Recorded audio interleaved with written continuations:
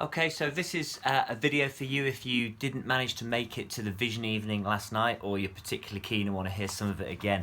I'm going to do my best to try and condense this because there's obviously a lot more than I can fit into a reasonably short video, shall we say.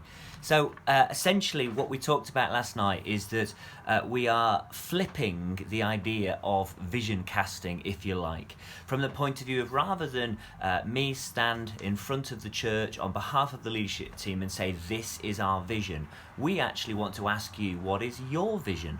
What is your vision for our church? And so what we're going to do over the next few months is have a series of kind of conversations with you, church, about that.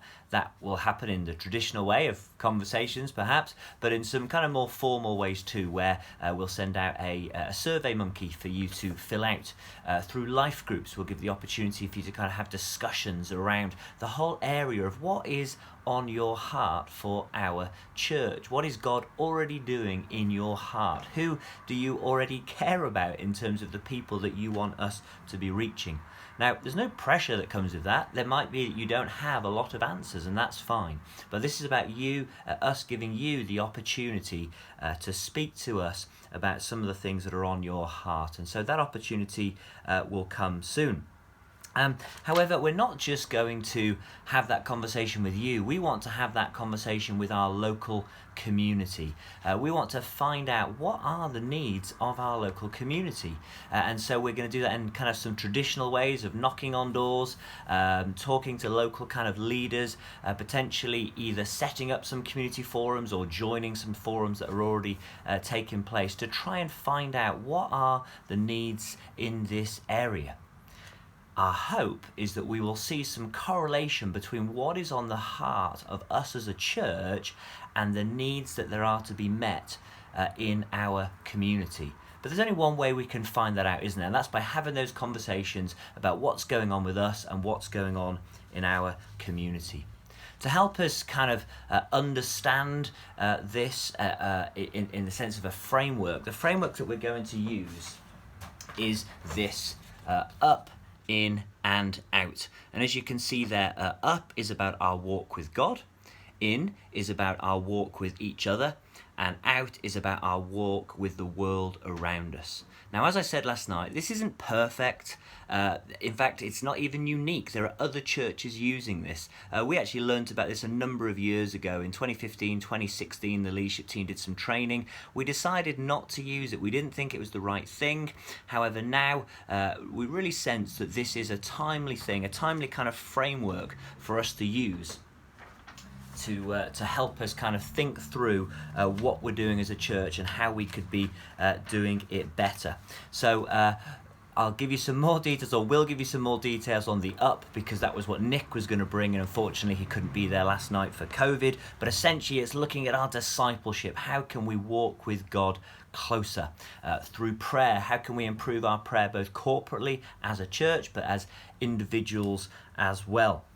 That's our up. Our in, Katie shared the strategy around the whole area of pastoral care, which comes under care team, life groups, newcomers and welcome, and socials. And she'd be delighted to tell you more details about those things, but just quickly to say, care team is involved with kind of cards and flowers, meal rotas, hospital visits, home visits, lifts, etc., and trying to empower more people to get around more people. We can't just rely on one or two to get around a church of our size, and so she's been working hard on that. And as you know, we have 7 life groups, and we want those to strengthen, and we want them to grow too. We want there to be more newcomers.